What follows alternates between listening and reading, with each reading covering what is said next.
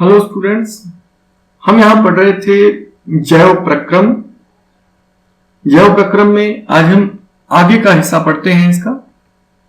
इसमें हम पढ़ेंगे मानव में वहन अर्थात एक वस्तु को एक स्थान से उठाकर दूसरे स्थान तक ले जाना। कुछ ऐसी वस्तुएं हैं, कुछ ऐसे पदार्थ हैं जिन्हें हमारे पूरे शरीर में पहुंचाना होता है, जैसे ऑक्सीजन, पोषक तत्व जो हम भोजन पचाते हैं, पचा हुआ भोजन, ग्लूकोज, हर कोशिका को शरीर की चाहिए। इसी तरह से जो अपशिष्ट बनते हैं उन्हें भी शरीर से इकट्ठा करके वापस लाना होता है। इन सब के लिए एक वहन तंत्र चाहिए। तो वहन क्या है? हमारे शरीर में भोजन से प्राप्त पोषक तत्व, ऑक्सीजन, कार्बन डाइऑक्साइड आदि सारे पदार्थ रुधिर के द्वारा वहन किया जाता है, अर्थात सभी अंगों में पहुंचाया जाता है। इसके लिए हमारे पूरे शरीर में रुधिर नलिकाओं का एक परिपथ है और हमारा हृदय इस पंप की तरह कार्य करता है, जो रुधिर को इन नलियों के द्वारा सारे शरीर में सभी भागों ऊतकों तक भेजता है। तो खून के द्वारा सभी आवश्यक सामग्री पूरे शरीर में भेजना और वर्ज्य पदार्थों को बाहर निकालने में सहयोग करना वहन कहलाता है। हमारे शरीर में जो है रुधिर विशेषतः वहन का कार्य कर रहा है। तो रुधिर एक तरल संयोजी उत्तक है। रुधिर क्या है? रुधिर एक तरल संयोजी उत्तक है। रुधिर में एक तरल माध्यम होता है जिसे प्लाज्मा कहते हैं। इसमें कोशिकाएं निलंबित होती हैं। प्लाज्मा भोजन, कार्बन डाइऑक्साइड, नाइट्रोजन वर्ज्य पदार्थों का विलीन रूप से वहन करता है। ऑक्सीजन को लाल रुधिर कोशिकाएं ले जाती हैं और बहुत से अन्य पदार्थ जैसे कि लवण का वहन भी रुधिर के द्वारा होता है। अतः हमें एक पंपन यंत्र की आवश्यकता है जो रुधिर को अंगों के आसपास धकेल सके। नलियों के एक परिपथ की आवश्यकता है जो रुधिर को सभी ऊतकों तक भेज सके, और एक तंत्र की जो यह सुनिश्चित करे कि एक परिपथ में यदि कभी टूट फूट हो जाए तो उसकी मरम्मत हो सके। तो हमारी कोशिका में, हमारे रुधिर में 4 भाग हो गए। एक प्लाज्मा जो तरल है, जिसमें सभी कोशिकाएं निलंबित रहती हैं। रुधिर का दूसरा भाग है लाल रक्त कोशिकाएं जो ऑक्सीजन का संवहन करती हैं, ऑक्सीजन को बंधुता करके ऑक्सीजन के साथ जुड़कर उनको ले जाती हैं। तीसरा है श्वेत रक्त कोशिकाएं, ये भी हमारे रक्त में ही रहती हैं। ये प्रतिरक्षित बनाती हैं जो हमारे शरीर की रोगों से रक्षा करती हैं। और चौथा हमारा प्लेटलेट्स। तो हमने कहा कि यदि परिपथ में कभी टूट फूट जाए तो उसकी मरम्मत के लिए भी कोई चाहिए। तो ये जो है रक्त को रोकने के लिए, धक्का जमाने के लिए, रोकने के लिए हमारे पास चौथी व्यवस्था है, वो है प्लेटलेट्स। तो रक्त के 4 भाग हो गए, प्लाज्मा, फिर 3 तरह की कोशिकाएं, लाल रक्त कोशिका, श्वेत रक्त कोशिका और प्लेटलेट्स। तो हम इनके बारे में क्रमानुसार पढ़ेंगे। अब सबसे पहले हम हमारे हमारे परिवहन तंत्र की नलिकाओं के बारे में पढ़ लेते हैं, या रुधिर वाहिकाएं भी जिन्हें हम कहते हैं। हमारे शरीर में 2 तरह की रुधिर वाहिकाएं होती हैं। रुधिर वाहिकाएं अर्थात वे नलिकाएं जो रुधिर का वहन करती हैं, रुधिर को पूरे शरीर में प्रवाहित करती हैं। तो रुधिर वाहिकाएं 2 प्रकार की होती हैं, एक शिरा और एक धमनी। इनमें क्या अंतर है जरा देखते हैं। सबसे पहले हम शिरा के विषय में पढ़ लेते हैं। रुधिर वाहिका जो पूरे शरीर से विऑक्सीजनीकृत रक्त को हृदय ले जाती है, महाशिरा या शिरा कहलाती है। शिराएं विभिन्न अंगों में रुधिर एकत्र करके वापस हृदय में लाती है। उनकी मोटी भित्ति की आवश्यकता नहीं होती क्योंकि उनमें कम दबाव होता है। शिराओं के रुधिर को एक ही दिशा में प्रवाहित करने के लिए वाल्व होते हैं। अब समझिए शिरा कौन है? जो रक्त वाहिकाएं रक्त को पूरे शरीर से हृदय की ओर लाती हैं, उन्हें हम शिरा कहते हैं। इनकी भित्तियां पतली होती हैं, कम लचीली होती हैं, क्योंकि उन पर रक्त बहुत तेजी से नहीं बहता, और इनमें वाल्व होती है। इनमें विशेषता है कि इनमें वाल्व होती है। अब हम बात करें धमनी की। वे रुधिर वाहिकाएं जो हृदय से ऑक्सीजनीकृत यानी कि ऑक्सीजन से युक्त रक्त को पूरे शरीर के विभिन्न अंगों तक पहुंचाती हैं, वो धमनी कहलाती है। तो जो हमारे हृदय से रक्त को लेकर जाती हैं, वे नलिकाएं धमनी कहलाती हैं। धमनी की भित्ति मोटी होती है और लचीली भी होती है, क्योंकि रुधिर हृदय से उच्च दाब पर इनमें प्रवाहित होता है। और तीसरी जो हमारे पास है व्यवस्था, वो है केशिकाएं। शिराएं और धमनी जहां जाकर मिलती हैं वहां ये बहुत पतली हो जाती हैं, तो उन हिस्सों को हम कहते हैं केशिका। इनके बारे में पढ़ लेते हैं। किसी अंग या उत्तक तक पहुंचकर धमनी उत्तरोत्तर छोटी छोटी वाहिकाओं में विभाजित हो जाती है, ताकि सभी कोशिकाओं को ऑक्सीजनीकृत रुधिर मिल सके। इससे छोटी वाहिकाओं की भित्ति एक कोशिका मोटी होती है, बहुत पतली होती है, इतनी पतली होती है कि केवल एक ही कोशिका की बनी होती है, ताकि आसानी से रुधिर और आसपास की कोशिकाओं के मध्य पदार्थों का विनिमय इस पतली भित्ति के द्वारा हो जाता है। केशिकाएं तब आपस में मिलकर शिराएं बनाती हैं। पहले तो हम देखते हैं कि धमनी पहुंची कोशिका तक, तो फिर केशिकाएं बन गई। केशिकाओं में से ऑक्सीजन ले ली, कार्बन डाइऑक्साइड वापस दे दी, भोजन कोशिकाओं ने ले लिया, अपशिष्ट वापस दे दिए, और फिर दोबारा केशिकाएं मिलकर शिराएं बन जाती हैं। केशिकाएं तब आपस में मिलकर शिराएं बनाती हैं और रुधिर को अंग या उत्तक से दूर पुनः ऑक्सीकृत होने के लिए हृदय की ओर पहुंचा दिया जाता है। यहां हम दोनों में अंतर समझ सकते हैं। ये हमारी धमनियां हैं। धमनियों की भित्ति देखें तो मोटी है और लचीली, क्योंकि इनमें बहुत तेज प्रवाह से रक्त बहता है, इसलिए इनकी धमनियां मोटी होना जरूरी है। अगर ये मोटी नहीं होंगी तो फट जाएंगी। जबकि अगर हम शिरा को देखें तो शिरा की भित्ति देखिए आप, धमनी की तुलना में बहुत पतली है, क्योंकि इनमें रक्त बहुत धीमे से बहता है। लेकिन केवल एक दिशा में रक्त को बहना होता है, इसलिए वाल्व लगी होती है। आप ये वाल्व देख रहे हैं, ये वाल्व लगी होती है। वाल्व ऊपर तो जाने देंगे रक्त को, वापस नहीं आने देंगे। तो हृदय की ओर जाने देंगी, लेकिन हृदय से अगर वापस आना चाहेगा रक्त तो उसे वाल्व बंद हो जाएंगी, तो रक्त एक ही दिशा में बह सकता है। और यहां आप देखिए, जब एक सीरा धमनी जो है, धमनी का रक्त पहुंचता है, तो ये बिल्कुल महीन महीन केशिकाओं में बदल जाती है। जो महीन महीन आप संरचनाएं देख रहे हैं बीच में, इन्हें हम केशिका कहते हैं। फिर से केशिका मिलकर वापस धमनी बन जाती है। आप फिर से देखिए, ये धमनी जो है, सीरा धमनी जो है, मोटी भित्तियां हैं और लचीली है और रक्त तेजी से बह रहा है, जबकि शिराओं में भित्ति पतली है और कम लचीली है और वाल्व है। वाल्व उन्हें वापस नहीं आने देगी। आप देख रहे हैं वाल्व बंद हो गई, जैसे रक्त आगे जाएगा, ठीक है, वापस आने की कोशिश करेगा तो वाल्व बंद हो जाएगी, तो एक ही दिशा में बह सकता है। अब हम बात करते हैं हमारे हृदय की। हमारा हृदय ही सभी शिराओं में, सभी धमनियों में रक्त को पंप करता है। तो हमारा हृदय एक पेशी अंग है, पेशियों का बना हुआ है, जो मुट्ठी के आकार का होता है। चूंकि रक्त ऑक्सीजनीकृत या ऑक्सीजन से युक्त अथवा कार्बन डाइऑक्साइड से दोनों तरह का वहन करता है, अतः दोनों तरह के खून को आपस में मिलने से रोकने के लिए हमारा हृदय 4 कोष्ठकों में बटा है। तो हम पहले हृदय को 2 भागों में बांट सकते हैं। हृदय का मुख्य 2 भागों में बांटा जा सकता है, एक दायां भाग, एक बायां भाग। पुनः ये दोनों भाग, दायां भाग और बायां भाग, 2-2 भागों में बटे हैं।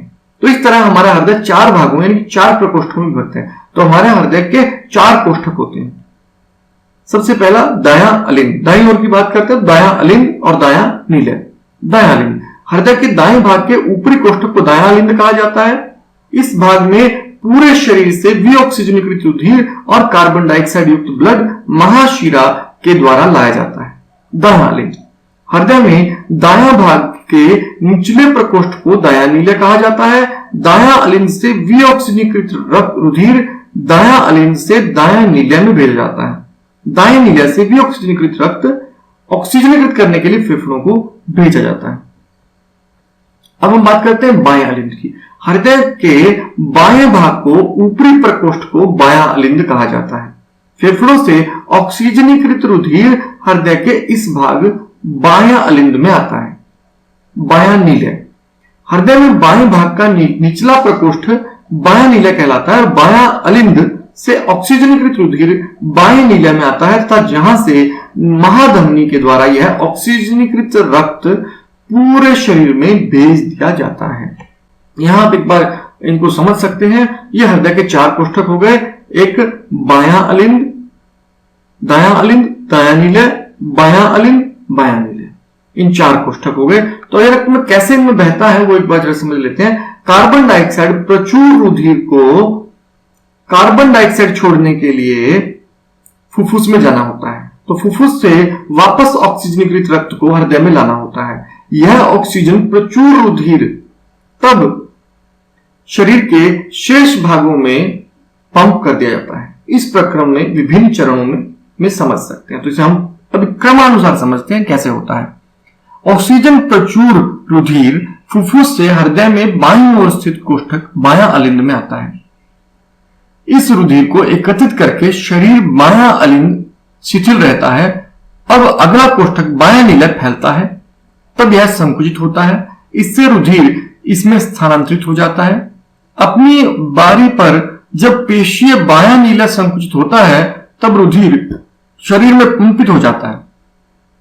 ऊपर वाला दायां कोष्ठ दायां अलिंद जब फैलता है तो शरीर में विऑक्सीजनीकृत रुधिर इसमें आ जाता है। जैसे ही दायां अलिंद संकुचित होता है, नीचे वाला संगत कोष्ठ दायां नीले फैल जाता है और यह रुधिर को दाएं नीले में स्थानांतरित कर देता है। तो रुधिर को ऑक्सीजनीकृत होते हेतु अपनी बारी पर फुफ्फुस में पंप कर देता है और अलिंद की अपेक्षा नीला की पेशीय भित्ति मोटी होती है, इसलिए नीला को पूरे शरीर में रुधिर को भेजना होता है। अब अलिंद या नीला संकुचित होते हैं तो वाल्व उल्टी दिशा में रुधिर प्रवाह को रोकने के लिए सुनिश्चित करते हैं। तो एक बार चित्र द्वारा समझ लेते हैं, ऐसे सुनकर समझना थोड़ा मुश्किल है।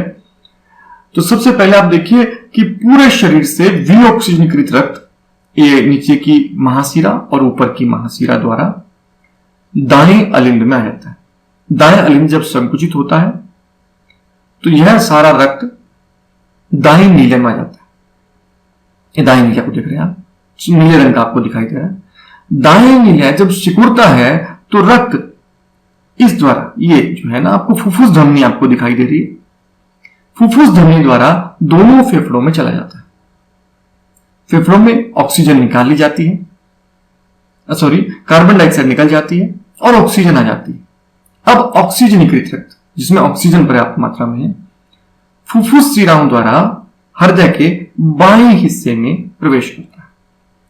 हृदय के बाएं हिस्से में, बायां अलिंद में। जब बायां अलिंद सिकुड़ जाता है तो रक्त जो है बाएं अलिंद से बाएं नीले में आता है। जब बाएं नीले सिकुड़ता है तो यह रक्त महाधमनी द्वारा पूरे शरीर में चला जाता है।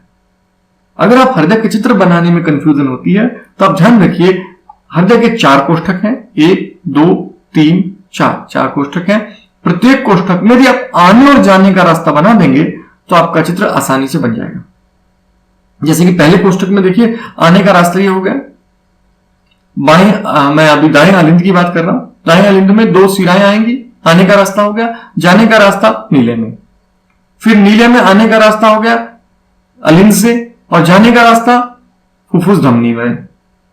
उसी तरह अगर बाएं अलिंद की बात करें तो बाएं अलिंद में आने का रास्ता फुफ्फुस शिरा और जाने के लिए बायां नीले में।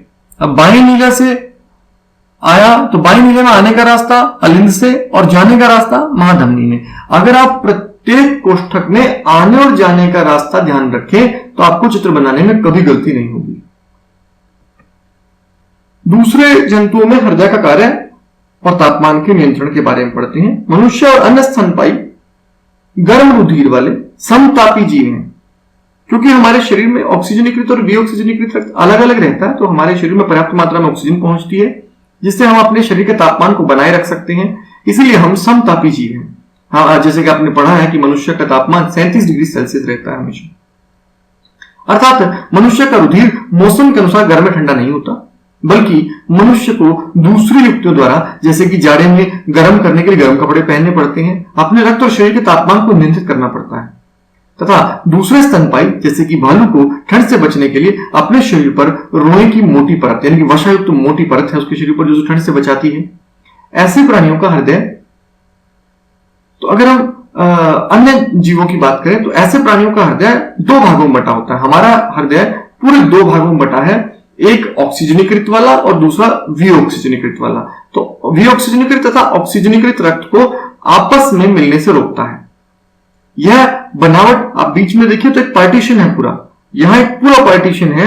यह हमें बाएं वाले हिस्से का रक्त दाएं वाले हिस्से में नहीं आने देता, जिस कारण हमारे शरीर का तापमान पर्याप्त बना रहता है और हमारे इसके लिए पर्याप्त तापमान बनाने के लिए ऑक्सीजन की बहुत मात्रा की आवश्यकता है, और ऑक्सीजन मिलेगी, ऑक्सीजन मिलेगी तो ऊर्जा बनी रहेगी, और ऊर्जा से ही हमारे शरीर का तापमान बनाया जा सकता है। यह बनावट उनके शरीर में आवश्यक ऊर्जा बनाने के लिए सहायक है।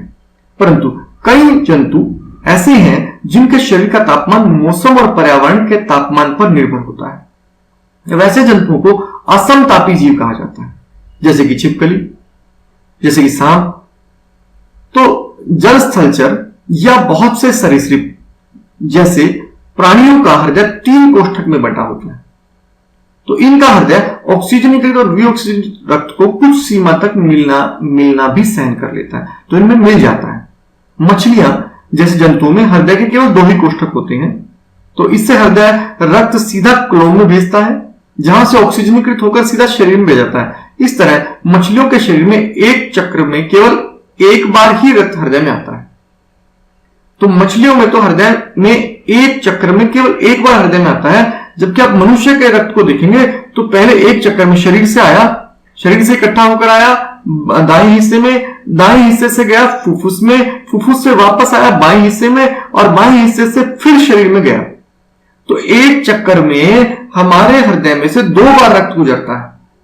इसीलिए मनुष्य के रक्त संचरण को दोहरा रक्त संचरण कहा जाता है। स्तनपाइयों में जो रक्त संचरण है इसे हम दोहरा रक्त परिसंचरण कहते हैं, क्योंकि एक चक्र शरीर का रक्त एक बार चक्र पूरा करने में 2 बार हृदय में से गुजरता है।